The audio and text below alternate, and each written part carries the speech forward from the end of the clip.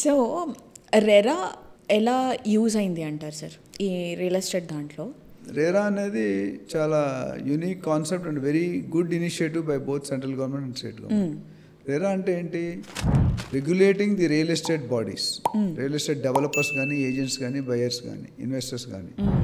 Real estate regulatory authority act, అది రేరా అంటే. 2016లో కనిపెట్టారు. 2017 మన తెలంగాణలో 2017 1 జనవరి కంట ముందు ఉంటే దానికి రేరా అక్కర్లేదు, తర్వాత ఉంటే రేరా కంపల్సరీ ఉండాలి. కండిషన్స్ ఏంటంటే ఒక 500 స్క్వేర్ మీటర్ల కంటే ఎక్కువ ఉన్న జాగా, ఒక 8 యూనిట్లు ఫ్లాట్లు కానీ విల్లాలు కానీ 8 కంటే ఎక్కువ ఉన్నా కంపల్సరీ రేరా ఉండాలి. రేరా లేకపోతే crime. RERA has authority to put 10% of the project cost as a penalty. ఏమైనా డివేట్ అయ్యారనుకోండి, 1000 కోట్లు చేస్తాను అనుకోండి రియల్ ఎస్టేట్, మీకు 100 కోట్లు పెనాల్టీ వేస్తాడు. అట్లానే లేదంటే జైల్లో పెడతాడు మీ దగ్గర డబ్బులు లేవంటే. సో రేరా పైన కూడా ఇంకోటి ఉంది, రేరా అప్లియేట్ అథారిటీ అని, అది వీళ్ళకి బాస్. సో వీళ్ళిద్దరు ఫైనల్ డెసిషన్. మీరు జనరల్గా ఏదైనా బిల్డర్ ఏదైనా తప్పు చేస్తే buyer can go and file A case to RERA. RERA చెప్పింది కన్విన్స్ కాకపోతే RERA appellate authority, 1 more step higher. అట్లా బయర్ తప్పు చేసినా, ఏజెంట్ తప్పు చేసినా compulsory RERA will impact. So RERA ముఖ్యంగా 3 యాంగిల్. బిల్డర్కి ఏంటంటే 3-4 పాయింట్లు. నెంబర్ 1, మీరు ఏదైతే సేల్ అగ్రిమెంట్లు ఇచ్చారో ఆ స్పెసిఫికేషన్ కమిటెడ్గా ఇవ్వాలి. ఇవ్వకపోతే buyer can file A case to against the builder to RERA. రెండోది 70% ఆఫ్ ఇన్కమ్, అంటే మనం కలెక్ట్ చేసిన మనీ కస్టమర్స్ దగ్గర నుండి 70%కి you have to give the accounts. Escrow అకౌంట్లో పెడతారు. అకౌంట్లో పెట్టి మీరు డబ్బులు ఖర్చు పెట్టడానికి వీలేదు. రేరా ఆడిట్ అథారిటీ ఉంటుంది, వాళ్ళు అప్రూవ్ చేసాక పేమెంట్స్ రిలీజ్. అంటే మీరు శాలరీస్కి ఇచ్చారా, రా మెటీరియల్కి ఇచ్చారా, కన్జ్యూమర్కి ఇచ్చారా, ట్యాక్స్ కట్టారా, ఇవన్నీ ఖర్చులు వాళ్ళు అప్రూవ్ చేసే ఖర్చు పెట్టారు. అంతకుముందు ఏముంటుందంటే ఎవరి మట్టుకాలు చేసుకున్నాం, పర్సనల్ అసెట్ బిల్డ్ చేసుకోవడం, ఒక ప్రాజెక్ట్ డబ్బులు ఇంకో ప్రాజెక్ట్ పెట్టడం, ఇంకోళ్ళకి ఇచ్చడం, అలా చేశారు. ఇప్పుడు అలా లేదు. ఏ ప్రాజెక్ట్ డబ్బులు ఆ ప్రాజెక్ట్కే ఖర్చు పెట్టాలి. ఇంకోటి ఏంటంటే ఖర్చు పెట్టింది కూడా క్లియర్ ఇండికేషన్ ఉండాలి, దీనికి ఎంత ఖర్చు పెట్టాలి, దీనికి అప్రూవల్ లేకుండా ఖర్చు పెట్టేది పెనాల్టీ. మూడోది ఏంటంటే లేట్ అయింది, చాలామంది 3 సంవత్సరాలు ఇస్తానే 10 సంవత్సరాలు 20 సంవత్సరాలు ఇవ్వరు. ఈ డిలే అయిన పీరియడ్ అంతటికి పెనాల్టీ కట్టాలి, అది రెంట్ కట్టాలి. ఇది బిల్డర్ యాంగిల్. ఇంకా చాలా ఉన్నాయి కానీ ఇంపార్టెంట్ చెప్తున్నా, 14 పాయింట్లు ఉన్నాయి. బట్ ఇందులో 3 ఇంపార్టెంట్, ప్రజలకు అర్థం, కామన్ మ్యాన్కి.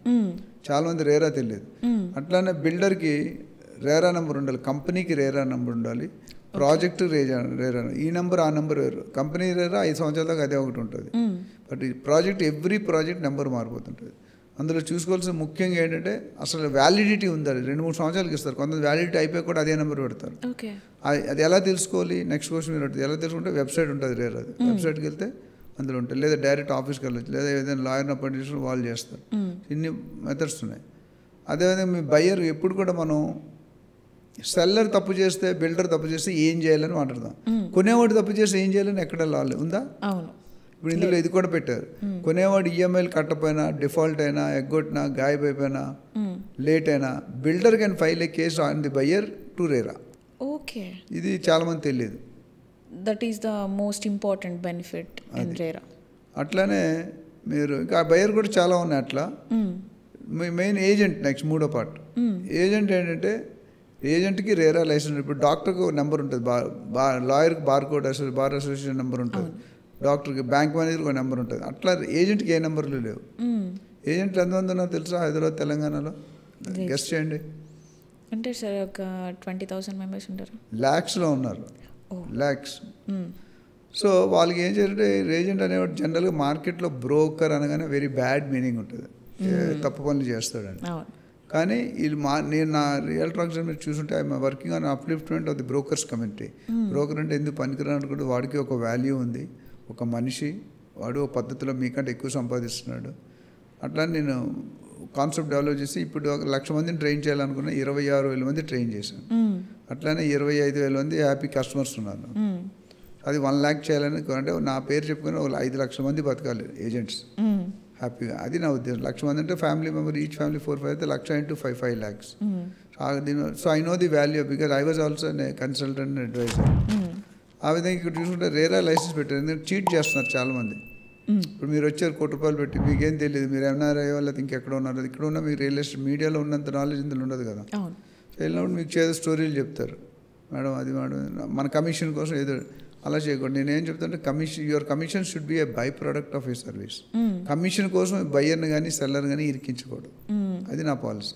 అందుకని గత 35 సంవత్సరాలుగా చేస్తున్నా, ఇంతవరకు ఎక్కడ కూడా ఎవరిని చీట్ చేయలేదు, నన్ను కూడా ఎవరు చీట్ చేయలేదు. ఇది మనకు క్లియర్ ఉంటే వాళ్ళు కూడా క్లియర్ ఉంటారు. డీల్ పోతే ఇంకోటి, కస్టమర్ వచ్చినప్పుడు మనం ఏం చేయాలి? Customer is king, customer is god. Gandhi గారు ఏమన్నా తెలుసా?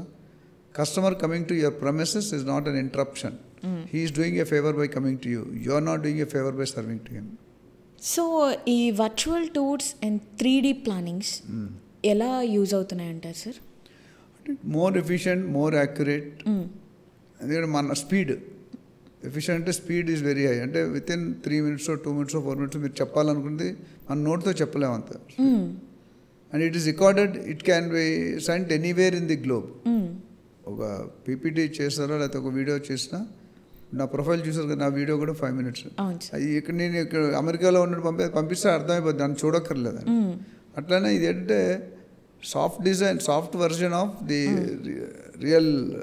రియాలిటీ ప్రకారం. అంటే రియల్గా అయితే మనం చూపిస్తాం. ఫిజికల్ సైట్ విజిట్ ఆర్గనైజ్ చేసి, కార్ బుక్ చేసి వాళ్ళు తీసుకొచ్చి తిండి, రిఫ్రెష్మెంట్, ఫుడ్ పెట్టి చూపించి మళ్ళీ ఇంటి దగ్గర డ్రాప్ చేయాలి. సో ఇలా కమర్షియల్ ప్రోసెస్. సపోజ్ మీరు ఏఎస్రావు నగర్, కుషాగఢ్ ఉండి ఇక్కడ రావాలంటే 1 day వెళ్ళిపోతుంది. రావడానికి 2 గంటలు, పోవడానికి 2 గంటలు, మధ్యలో 2 గంటలు అయిపోయింది. ఈ సాఫ్ట్ కాపీలు ఏంటంటే ఎస్పెషల్లీ కరోనా, తుఫాన్, హుడూడ్ ఇవన్నీ వచ్చినప్పుడు ఏమవుతుందంటే పీపుల్ విల్ నాట్ ట్రావెల్. వర్షాకాలం will use this as a tool. రాంబాణం అనమాట. తెలుగులో రాంబాణం ఉంది కదా, రాంబాణం అంటారు. సో మన దీంట్లో ఏంటంటే ఫాస్ట్గా చేయొచ్చు. అండ్ క్లారిటీగా మీరు చేంజ్ చేయడానికి ఉంటుంది. మాటలు ఇవాళ ఒకటి చెప్పి, రేపు ఒకటి, నీకోటి చెప్పి, ఆయనకోటి ఇంకోటి చెప్పొచ్చు. ఇక్కడ అలా ఉండదు, ఆల్రెడీ ఫిక్స్డ్. వేరియబుల్ 1-2 ఉంటాయి, అన్ని వేరియబుల్స్ కాదు. సో మీ పీపీటీ ప్రెజెంటేషన్ ఉన్నా లేదా వీడియో ఉన్నా అది అందరికీ ఒకే. ఇప్పుడు మీరు మెక్డొనాల్డ్స్కి వెళ్తే ఏ మెక్డొనాల్డ్కి వెళ్ళినా క్వాలిటీ ఒకటే ఉంటుంది, ఉంటుందా? సబ్వేకి వెళ్ళినా అంతే. అంటే కొన్ని హోటల్స్ ఉన్నాయి, ఏ హోటల్కి వెళ్ళినా ఏ ఊర్లో వెళ్ళినా టేస్ట్ అదే ఉంటుంది. That's a uniformity. అందుకని బ్రాండ్ వస్తుంది. అదే లోకల్ పిజ్జా సెంటర్స్ రావు, అట్లా వస్తాయా? రావు. బంజారా హిల్స్ ఒకలా ఉంటుంది, మూసాపేటలో అయితే ఒకలా ఉంటుంది. సో అలావన్నీ కూడా advantage. Time taking and decision is also faster. ఆయన ఎవరికైనా వాళ్ళ భార్యకి, వాళ్ళు వేరే వేరే కంట్రీస్ ఉన్న వాళ్ళ చుట్టాలకి, వాళ్ళ పంతులు, వాస్తు, బ్యాంక్ ఇది పంపించేస్తాడు. దాంతో అన్నీ ఉంటాయి, ఫ్లోర్ ప్లాన్ ఉంటాయి, ఇవన్నీ చూసుకొని it be more easy. It is simple అయిపోతుంది. జాబ్ టఫ్ కాదు. అట్ ఎనీ కండిషన్స్ మీరు చేయగలుగుతారు. ఇంట్లో ఉండి కూడా ఆపరేట్. ఇదంటే సైట్కి రావాల్సిందే. మీరు సైట్ విజిట్కి కూడా సమ్ అమౌంట్ పే చేయాలి ఉంటుంది కదా sir. So most important question ఏంటి అంటే, ట్రెండింగ్ టాపిక్ అనుకోవచ్చు, ఏఐ, ఆర్టిఫిషియల్ ఇంటెలిజెన్స్. సో ఇప్పుడు అన్ని సెక్టార్స్ మీద ఇది చాలా ఎఫెక్ట్ అవుతుంది. రీసెంట్గా మనం చూసుకుంటే కనుక సాఫ్ట్వేర్ ఎంప్లాయీస్ మీద చాలా ఎఫెక్ట్ పడింది. ఇన్ ఫ్యూచర్ రియల్ ఎస్టేట్ మీద ఆర్టిఫిషియల్ ఇంటెలిజెన్సీ ఎఫెక్ట్ ఎలా ఉండబోతుంది? నాకు తెలిసినంత వరకు I'm not expert in AI, but నాకు తెలిసింది చెప్తాను. ఏఐ ఇంకా పూర్తి స్థాయిలో సెట్ కావడానికి ఇంకో 8 to 10 years పడుతుంది. డెవలప్ అవుతుంది, బట్ జస్ట్ అంతం కాదు, ఇది ఆరంభం, జస్ట్ బిగిన్. అంత ఇమీడియట్ ఇంపాక్ట్ అనేది ఉండదు. ఇంపాక్ట్ అనేది స్లోగా, ఇట్స్ లైక్ ఎ పాయిజన్. ఇప్పుడు ఇక్కడ క్యాన్సర్ వచ్చిందని మొత్తం బాడీ రావడానికి కొద్ది టైం పడుతుంది. సో ఇప్పుడు ఈ స్టేజ్లో ఉన్నాం మనం. అంటే దేర్ ఇంటెన్షన్ కానీ ambition good, that they want to reduce the man power cost కానీ, యాక్యురసీ కానీ, స్పీడ్ కానీ, టైం కానీ చూసుకుంటే డెఫినెట్గా రేపు మీకు ఎఫెక్ట్ అనేది ఉంటుంది. బట్ నేను చూసేది నెక్స్ట్ అట్లీస్ట్ 7-8 years 10 years వరకు ఫుల్ ఫామ్లో వచ్చేదాకా అంత ఇంపాక్ట్ ఉంటుంది. పార్షియల్ ఇంపాక్ట్ ఉంటుంది. వచ్చిన తర్వాత ఏమంటే కొన్ని పనులే రోబో ఎంత పవర్ఫుల్ అయినా రోబో కనిపెట్టింది ఎవరు? మనుషులే. సో మన బాడీకి మించి, మన బాడీలో ఉన్నంత టెక్నాలజీ ఇంకెక్కడ ఉండదు, ఏ మిషన్లో ఉండదు, అవునా కదా? సో కాబట్టి కొన్ని పనులు అవి చేయలేవు, కొన్ని మాత్రమే చేయగలరు, కొన్ని మేజర్ చేయగలరు. But there are still so many works left out which they cannot do. కొన్ని తొడ్డు అంటే చేస్తారు, బట్ అంటే కొన్ని చేయలేరు కదా. చాలా పనులు ఉన్నాయి, కొన్ని చెప్పలేము, కానీ కొన్ని పనులు చేయలేరు వాళ్ళు. ఆ బాండింగ్ అనేది ఎట్లా వస్తుంది? రోబో బాండింగ్ వస్తుందా? లేదు. రోబోట్ మనిషి, సపోజ్ మీరు పని మనిషి ఉందనుకుంటే బాండింగ్ వేరే ఉంటుంది. You can physically talk, you can physically ఎవరికి పెట్టాలి, ఎవరిని తిట్టాలి, అన్నీ కూడా అవి రోబోకి తెలియదు కదా. మనం ఆపరేట్ చేస్తే బటన్ నొక్కితే అది చేస్తుంది. ఈవెన్ దాంట్లో మనం ఫిక్స్ చేసినవి కూడా హ్యూమనే కదా. ఆపరేషన్స్ అన్ని పాసిబిలిటీస్ ఉన్నాయి, కొన్ని ఎక్కువ లేవు. అంత ఇప్పుడు వాక్యూమ్ క్లీనర్ ఉందండి, చేస్తారు వాళ్ళు. మిషన్ ఆన్ చేసి డైరెక్షన్ చూపిస్తే, ఇప్పుడు మీరు రూమ్ మెజర్ చేయాలంటే టేప్ అక్కర్లేదు. ఎలా మెజర్? ఒక ఇన్స్ట్రుమెంట్ ఉంది, అది ఇట్లా పెట్టి పాయింట్ కొడితే అది ఎంత ఉందో లెంగ్త్ వచ్చేస్తుంది, ఎడ్త్ వచ్చేది. ఇలా పైకి ఎదిగి ఇలా కిరటం అనుకోండి, లెంగ్త్ ఆటోమేటిక్గా వచ్చేస్తుంది. సో ఏ వల్ల కొన్ని బెనిఫిట్స్ అయితే ఉన్నాయి, బట్ రియల్ ఎస్టేట్లో 100% ఇంపాక్ట్ ఉండదు అనేది నా వర్జను. ఓకే. కొద్ది ఇంపాక్ట్ అయితే ఉంటుంది, డెఫినెట్గా ఉంటుంది. ఇప్పుడు ఒక పని చేస్తే ఏ పని చేసినా ఒక రీజన్ ఉంటుంది, లాజిక్ ఉంటుంది. పవన్ కళ్యాణ్ ఏమనుకున్నారు, నాకు ఒక లెక్క ఉంటుంది, లెక్క అనుకోలేదు తిక్కు. సో అట్లా ప్రతిదానికి కూడా ప్లస్ మైనస్ ఉంటాయి. మేబీ ప్లస్లు కొద్దిగా ఎక్కువ ఉండొచ్చు, బట్ సడన్ థింగ్స్ కెనాట్. ఇప్పుడు నేను సైట్లో మీరు అడిగే క్వశ్చన్స్ రోబో అడగలేదు కదా. అవును సార్. మీరు కస్టమర్ వచ్చారు, మీరు క్వశ్చన్ అడగాలి, నేను ఆన్సర్ చేయాలి. ఇప్పుడు రోబోని అడిగితే చెప్తుంది ఆన్సర్. చాట్ జీపీటీ చెప్తుందని యాక్యురసీ ఎంత ఉందని తెలియదు. చాట్ జీపీటీ కూడా మనం ప్రీ ప్రోగ్రామ్ చెప్తారు, అక్కడికి వెళ్ళి లైవ్ చెప్పలేరు, చెప్తుందా? సో అలాంటి చాలా సందర్భాలు ఉన్నాయి. ఇప్పుడు కన్విన్స్ చేయాలి, లాబింగ్ అంటే మీరు ₹1,00,00,000 అంటున్నారు, అమ్మేవాడు 1,50,00,000 అంటున్నాడు.